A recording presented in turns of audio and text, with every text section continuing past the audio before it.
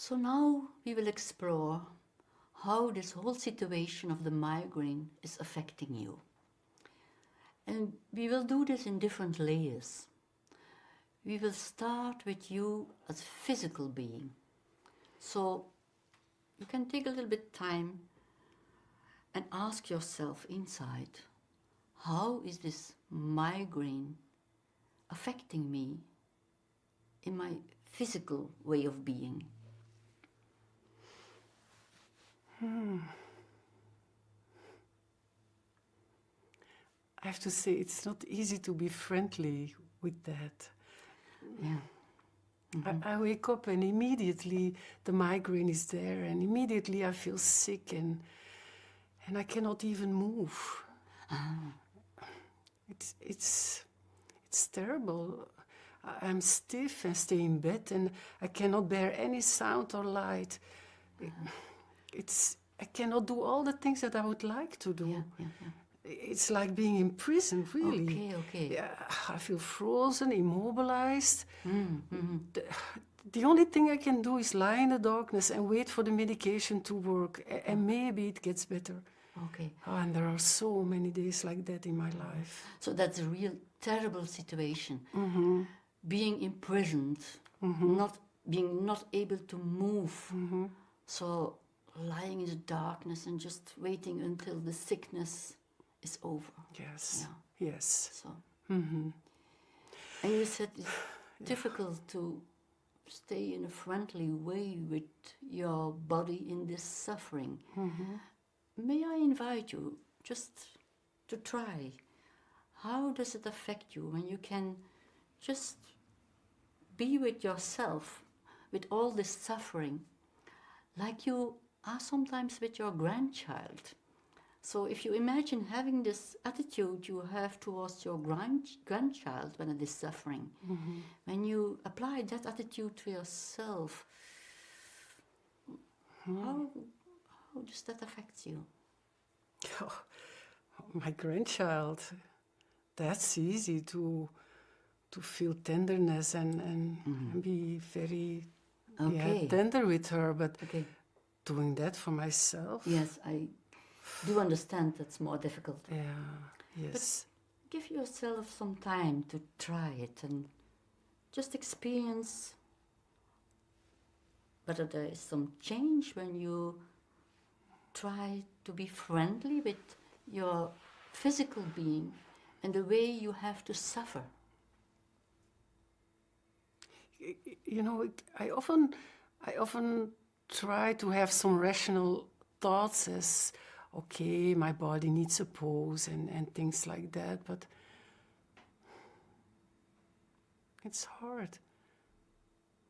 I really, it moves me when I hear you say it is true, it is awful in this prison. Acknowledging instead of ignoring, that makes so much difference.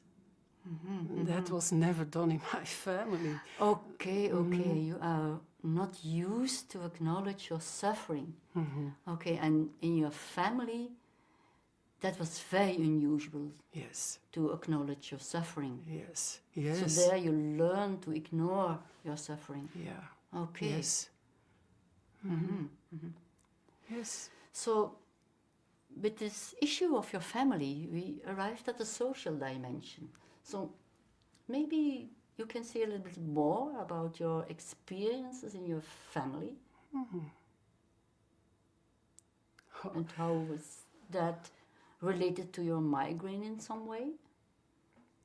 You know, in my family, when I think about it, across the generations, everyone either had or now has migraine.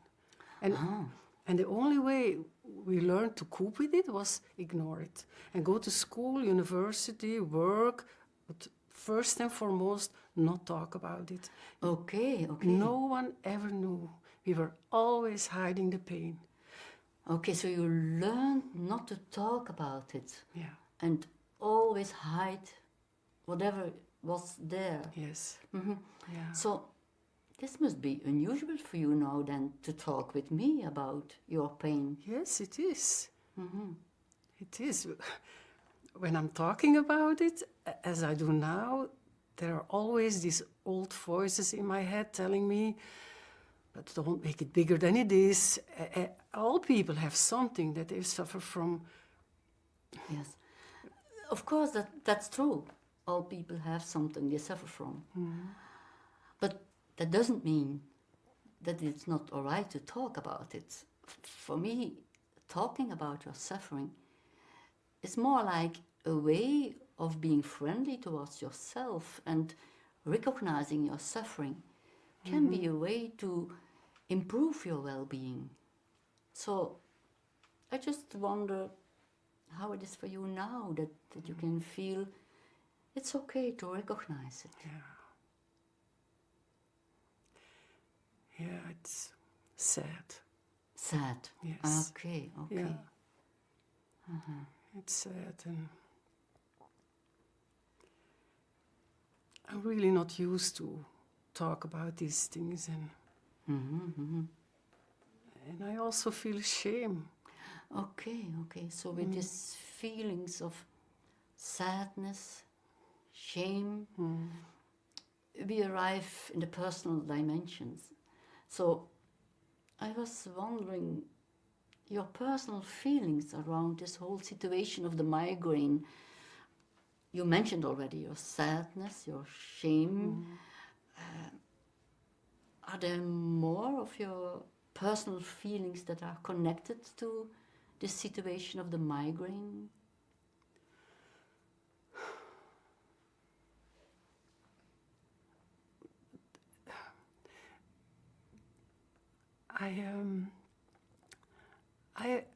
There was some curiosity, like wanting to find out how all these things belong together. But now it's more or less loneliness. Loneliness. The loneliness of And not sharing and hopelessness. Hopelessness, yes. Hopelessness also. Yeah. And you also said your curiosity and hopelessness. I was wondering, is there some connection between your curiosity, your hopelessness, or what? In what way does the migraine take away your hope? You know, I always hope for something from the outside to come and take away the pain, or that it just simply will go away overnight. Of course, you hope that there is something that can help you and that it will stop the suffering. Yeah. But you say you are always looking at the outside? Yeah, and I know it's naive, but that's what I do. I always put trust in something outside me, and that then I end up disappointed or deceived. I never put trust in myself.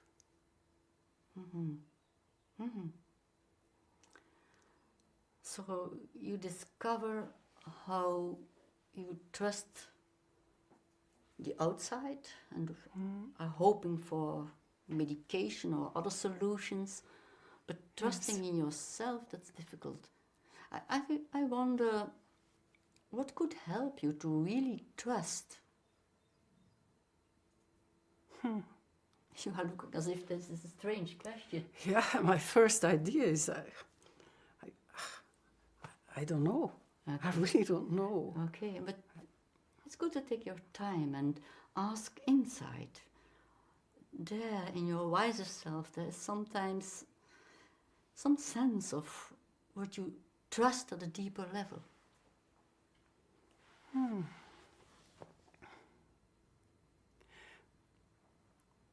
Then I think of nature.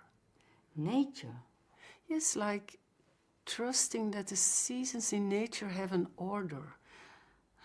Like it's easy to trust that after the winter, the spring will come. So you experience an order in nature that is bigger than your life. Okay. And that's something you trust. I was wondering, is that related to your hope? Well, it goes together with the question, where is my place in all this? So, when I stay with the order of life, what could come for me now in the autumn of my life? Oh, that's a nice question. What could come for you now in the autumn of your life? Yeah. Yeah. As if that opens up some new perspective, or... Yes, it's like a relief. It opens up a new approach to hope for me. Okay. Like confidence in nature and belonging to a bigger order. So if you take now a little bit more time to feel, how does that affect you when you just think of this order in nature and an order that's bigger than you, but at the same time you seem to be part of that order in nature. So how does that affect you? It fills me up with peace. Peace. You can feel peace in that. Yes. Yes. That's an important spiritual emotion. So we arrived in the spiritual dimension very naturally. Yes. Thank you for sharing and for opening up yourself to this new experience and giving yourself this new perspective that is very different from where you started by being imprisoned. Yes, it is. It is. And thank you for this meeting. It really was meaningful and important to me to let a little bit of my feelings allow it to be seen and to be witnessed. I see. Yes. I see. Thank you. Because that was very different from what you have always experienced in the past. Yes, indeed. It is. Thank you very much. You're welcome.